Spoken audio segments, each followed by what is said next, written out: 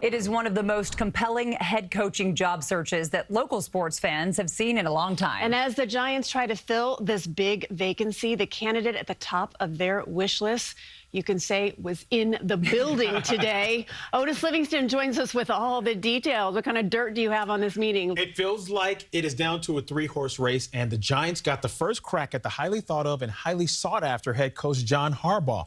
After an informal home visit down in Baltimore by Giants exec Chris Mara over the weekend, the Giants finally have the Super Bowl winning coach on their own turf. Word is Giants co-owner Steve Tisch sent his private jet down to Baltimore to pick Harbaugh up to bring him to the team's practice facility for the interview. The Giants have been all in on Harbaugh since he was fired on January 6th, and they have the first shot to convince him that their vacancy is the best fit for him. They have a chance to get him to sign on the dotted line before he can even leave the Meadowlands. They reportedly offered him everything he wanted, around $20 million a year contract and around $100 million to fill out his staff. But there could be a snag in closing the deal today, which is what they want to do. According to friend of the show, SNY's Connor Hughes, Harbaugh is good friends with Matt Ryan, who is now in the Atlanta Falcons front office.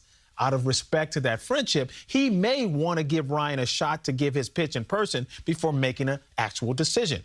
Why is he so highly coveted, you ask? Harbaugh won 61% of his regular season games in his 18 years in Baltimore, delivered the organization its second Super Bowl title in 2012. And again, the price tag will not scare the Giants off. He's the guy they want. Wow. We'll see if they are the team that he wants. So, all right, they offered him everything, basically. I mean, millions and millions, the private jet, the whole thing. With Grey Poupon aboard. Go ahead. Would you be surprised if Harbaugh's not the guy? I would be shocked if he wasn't. Again, he's gotten everything. His staff is going to be taken care of. And he supposedly really likes Jackson Dart, young quarterback.